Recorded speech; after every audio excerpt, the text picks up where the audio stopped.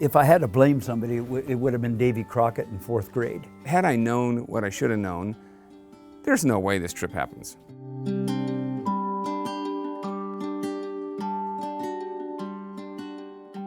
He goes, hey, you know that trip I'm planning? I'm really going to do it. He goes, do you want to go? And I said, yeah, I want to go. Bill, I'd known since he'd grown up, and young Steve was friends with my brother. We made some very simple rules. We were as primitive as we could be. Everything authentic. Buckskin clothes we made ourselves to be as authentic as we could, to see what would a mountain man live like. It still fits. Oh, of course it fits. I've worn this on a number of occasions to impress people, you know, at Halloween parties. A good knife, a small axe, clothing. So we took off. When we punched that first 60 feet from 202 Avenue into the desert, we traveled roughly, I bet you, that 30 miles that day, and we had 6 gallons of water, 4 horses and 3 men, and we go, whoops. So water all of a sudden became the priority. We never had a map. I thought to get to Canada, I'd head west until I hit the Sierra Nevadas and turn right and hit Canada.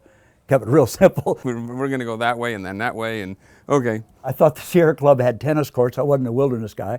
And all of the people with wisdom, knowledge, older than us, even my own peers, were placing bets. Like, there's no chance. I had an undying confidence in the universe that things would somehow work out. We didn't have a clue. And ignorance was clearly part of it.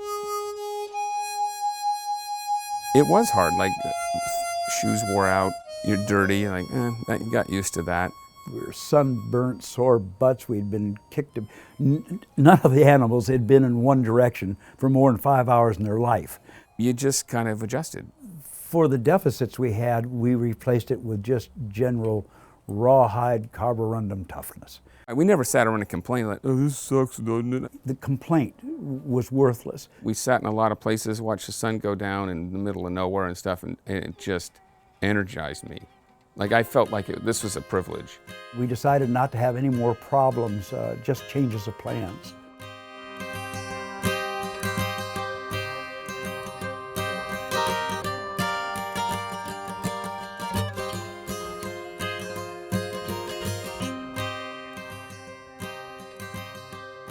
Since we did not have the food chain that the mountain men had, we didn't have the buffalo and the antelope and the deer, but we did go after everything that flied, walked, or crawled. I was so hungry. Hunger's an awful thing.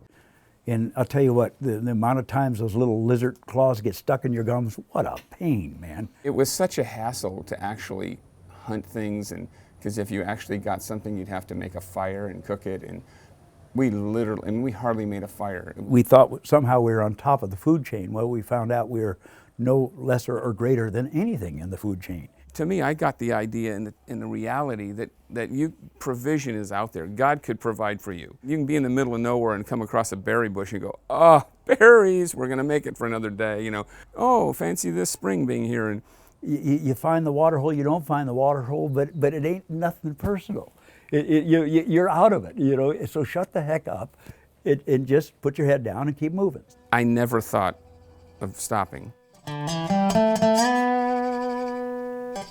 We're in the panhandle of Idaho. There were signs on these posts now and then as they started slowly. What's that? Boy Scout Jamboree, Farragut State Park. Like, closer, bigger signs, bigger.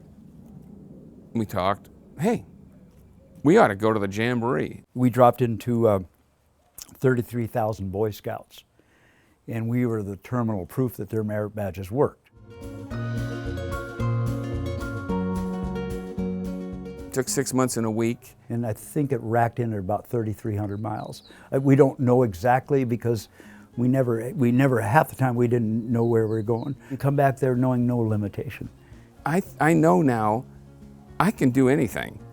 Like, I just can. I don't know that was my character before that, but it was and it is. The other part was the simple blast of being beyond the familiar and tumbling end over end in the unknown. Fabulous. That's what life is all about. It isn't about playing it safe.